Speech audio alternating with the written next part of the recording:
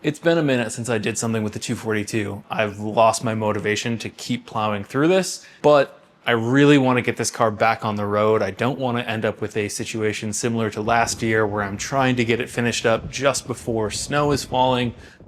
So it's time to make a push to get progress moving on this again.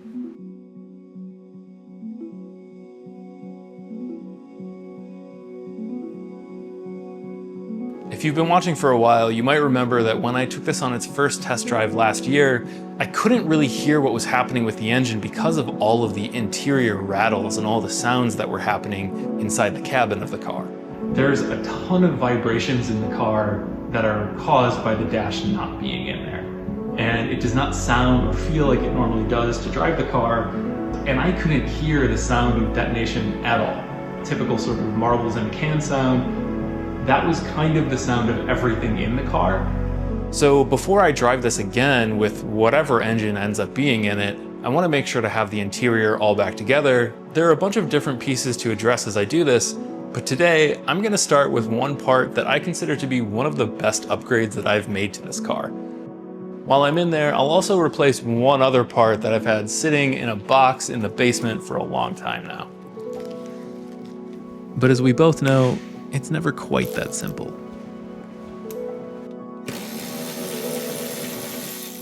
But on the bright side, that gives us the opportunity to dive deep inside the car and look at how to class up and quiet down a 45-year-old interior.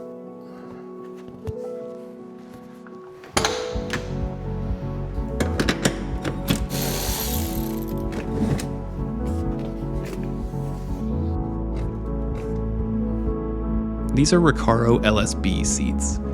Also known as Mark II trophies, they were originally equipped in a Volkswagen. I replaced the lower bolster foam and reupholstered these with leather covers from lseat.com a few years back. The fit and quality of the covers could be a lot better, but I still love these seats. In my opinion, from a design perspective, they are the quintessential seat for a European car from the 80s. The large bolsters confidently hold you in place, but more impressively, they are immensely comfortable on long cross-country drives.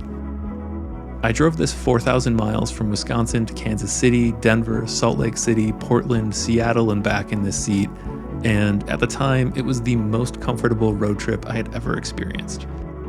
I put these in quite a while ago, and while they've totally transformed the experience of driving the car, they now need a little bit of work to get them back into tip-top shape.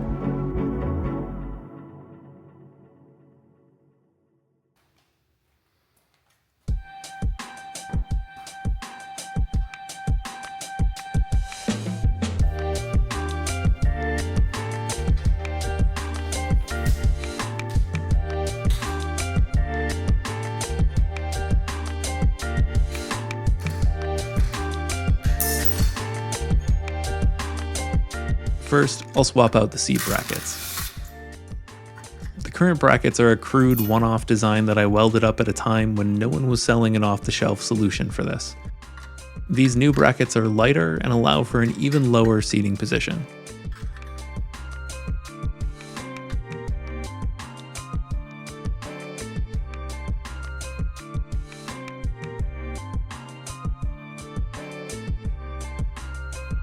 As it turns out, these aren't completely drop-in ready. They use M6 hardware, whereas these seats use larger M8 bolts.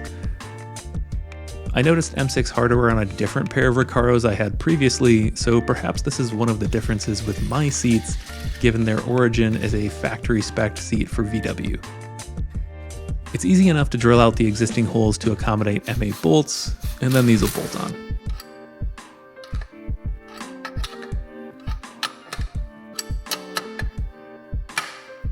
I wish these brackets were black, but otherwise they seem to be a nice part.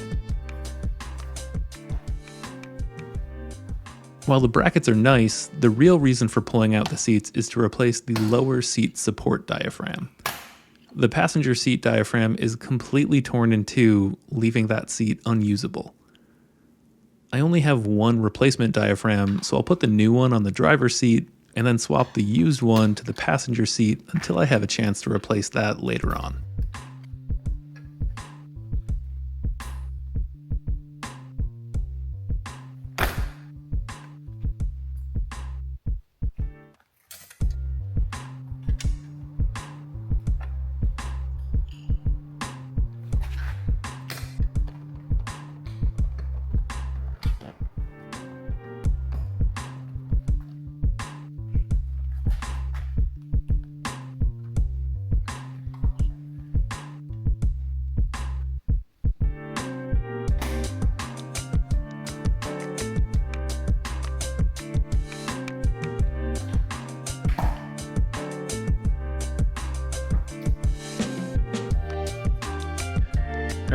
It took forever, but I got that seat diaphragm replaced. I had to end up making a tool to get some of those retainers on. So I took a screwdriver and just cut a slot in it, and that was enough to let me push that in place.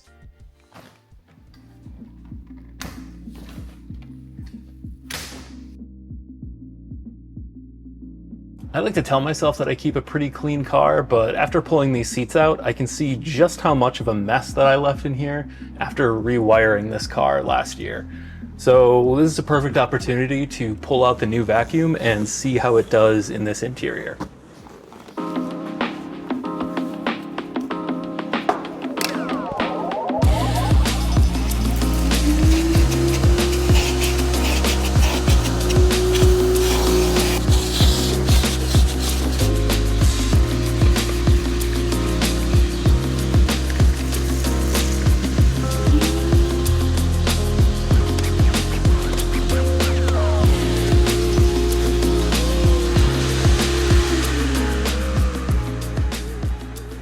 All right, that looks pretty good. Now that the seat's out, you can see the difference between where I dyed it and it's nice and black versus where I didn't get dye and it's kind of faded to blue.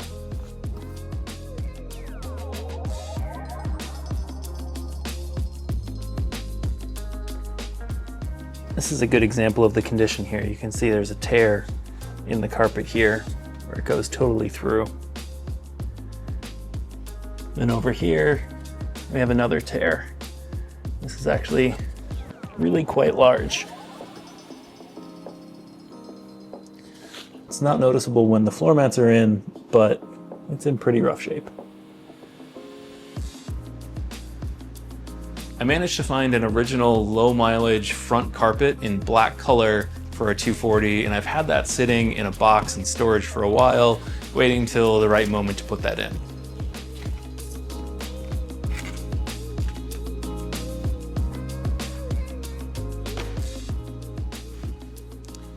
Oh. This is actually the front and rear carpet. I didn't realize that this was coming with both. I'm trying to remember exactly how many miles were on the car that this came from. It was either 50 or 80,000 miles, which was really low for a 240 now. And the quality of this definitely seems in line with that. I don't see any spots yet that really even seem worn. There's definitely some dirt on it that I can see in certain spots. And there is some slight fading, but it's really pretty good. If we look here at the front carpet, you can see this really looks pretty nice too. You can't get these carpets new anymore. The only ones you can get are reproductions that you buy on eBay or from other places, and the quality of those aftermarket manufacturers just does not match the original carpets. So this is the best way to go if you can find a good condition used carpet. That's the best thing you can do for your car. So this looks great. I took one of the floor mats that I have for this, and these are pretty much new. I got these a couple years ago. They've hardly been used, so the black is really dark. And when I lay it on here, you can see there's quite a difference between these two. This fresh black floor mat really makes this original carpet look quite bluish gray. So I am actually going to go ahead and dye this. I'll take this outside, pressure wash it to get it generally clean, let it dry in the sun, and then dye it using some SEM color coat.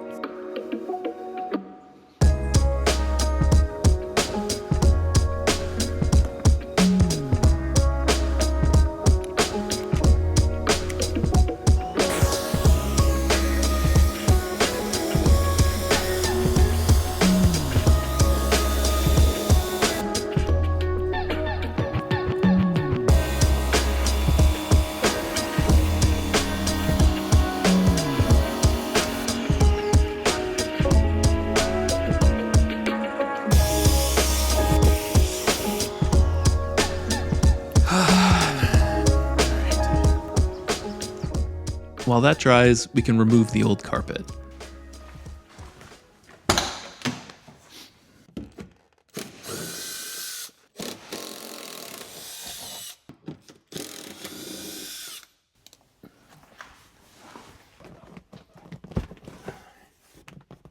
When I reupholstered the Recaros, I also put matching leather on the rear seat.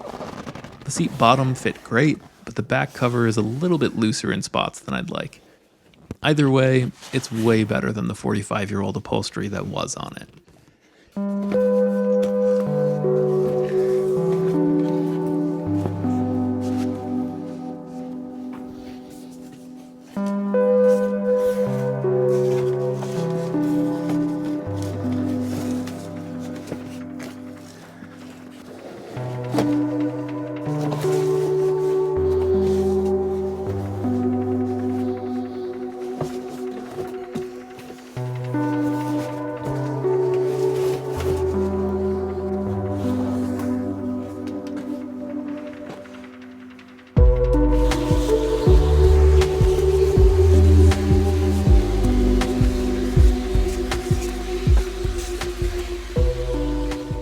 I've done a bunch of insulating in here to try to make the cabin a nice place to be and kind of modernize the car a little bit so that there's not as much wind and road noise. And what I've done is I've used kind of some typical foil-backed sound insulation placed on the steel panels and the floor itself with a layer of 1/8" closed cell foam on top of that. Then a thick layer of mass-loaded vinyl. And then on top of that, there's another layer of this white 1/8" closed cell foam. So basically, the foil-backed sound insulation that is on the steel panels themselves, that's supposed to stop that steel from vibrating and rattling and resonating as much, and you don't need to fully cover everything. You just need kind of like 1/3 of the surface covered. So that's more or less what I've done, and as I did that, I just kind of knocked on panels to make sure that I was eliminating that resonance as much as possible without adding too much weight of that material. So that foil-backed product is only supposed to stop the panel from resonating itself. It is not supposed to completely block off sound from entering. That's not the job that it does well. That job is done by the mass-loaded vinyl, which is this thick black sheet that you see everywhere and is underneath here as well. That is a thick surface that is supposed to stop sound from penetrating through into the cabin. And in addition to that, we use this 1/8" closed cell foam to stop this mat from making noise or kind of flopping around on the floor or any other kind of vibrations in there. It prevents wires and other things from rattling around. It's really important that you use closed cell foam for this, which means that it will not soak up water. If it gets wet, it won't just soak that all in like open cell foam would. That's super important because you do not want water or moisture soaking into this foam and then just sitting on or near the steel. I did this a while ago and it's actually worked out really well. I'm pretty happy with it.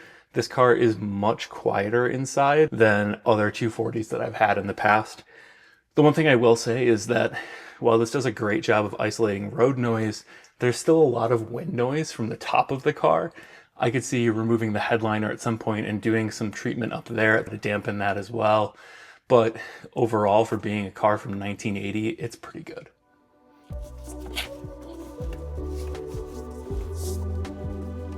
It's been 10 years since I put this in the car, so I want to pull some of it up and see how things are looking underneath it. I had the heater valve break in this car a long time ago, which flooded the interior with water, and I was able to vacuum that all out. However, I'm really curious to see if there's any kind of long-term damage from that moisture getting in here.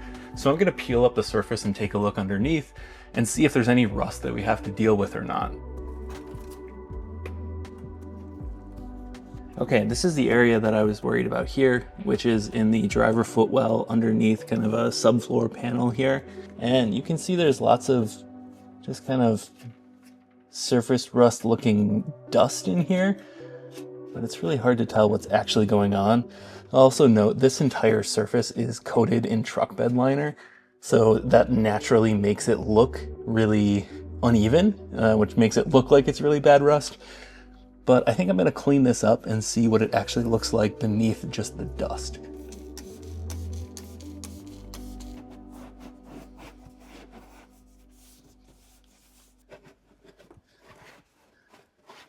After wiping down the surface, there's still a little surface rust and staining to remove. I'm relieved to see that there isn't anything serious, but I'll use Ospho to treat and stop the rust.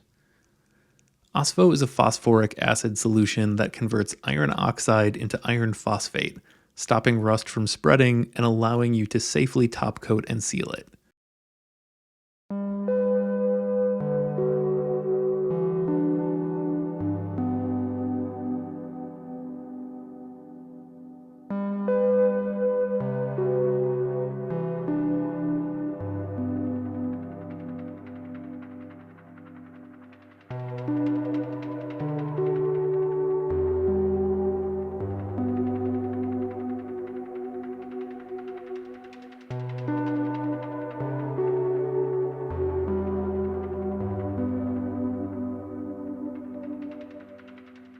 I ended up actually doing 2 rounds of Ospho on this floor to treat surface rust that I saw in here. So after each coat, I waited 24 hours to let it work. And then once I was all done, I made sure to clean up any remaining Ospho that was sitting on the surface, go through and spray it with water to neutralize it and make sure that it wasn't continuing to kind of eat away at the metal over the long term. So I have that all cleaned up. You can see it did a really great job of getting rid of that surface rust.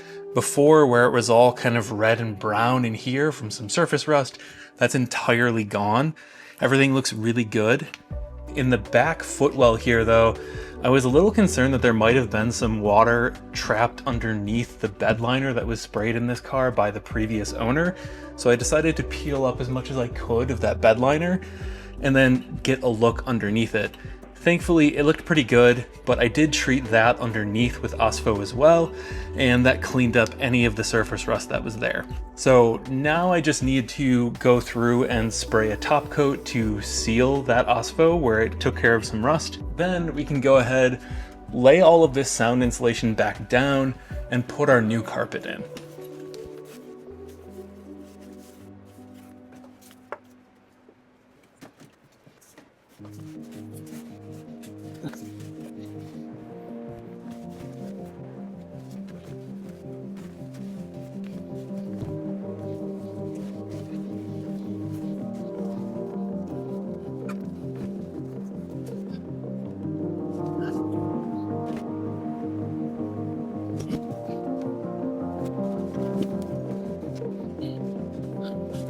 I'm using SEM Color Coat to dye the carpet. It's easy to apply, touch up later as needed, and provides a good result. It might seem odd using an aerosol can on a carpet, but trust me, it works really well. The key is thoroughly brushing the carpet as you go to work the dye into the fibers of the carpet. If you don't brush it, the carpet will get hard and crusty. It's a simple but crucial step. In practice, this is pretty much foolproof. Because I'm just refreshing this carpet in the same color, it only takes a can or 2. For a full color change, you would use more.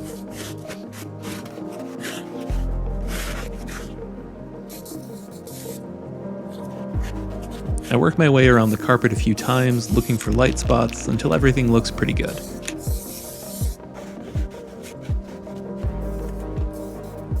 It's also really easy to touch this up in the future if needed, so I'm not stressed about making it perfect. Next, the center console can go back in, but first, I want to improve the mounting points for the armrest. I've never been satisfied by how much the armrest wobbles forward and back, but more recently, I've noticed that it's gotten even worse. It's secured primarily by the large bolts for the seatbelts, but then relies on sheet metal screws into a flimsy bracket to hold it at the right angle. These screws inevitably loosen over time, and on this car, one tore open the hole in the bracket, so there's no hope of tightening that up. It would be nice to completely redesign the bracket, but that's a project for another day. For now, I'll drill out the bracket, install rivet nut inserts, and replace the unreliable sheet metal screws with some M6 bolts.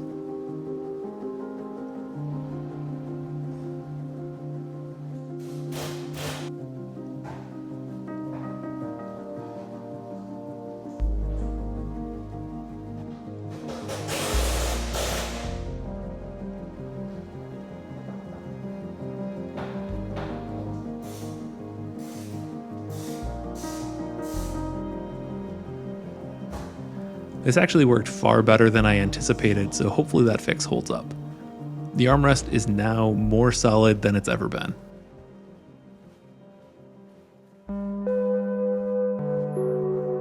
While there's still plenty to do inside the car, that'll have to wait for next time.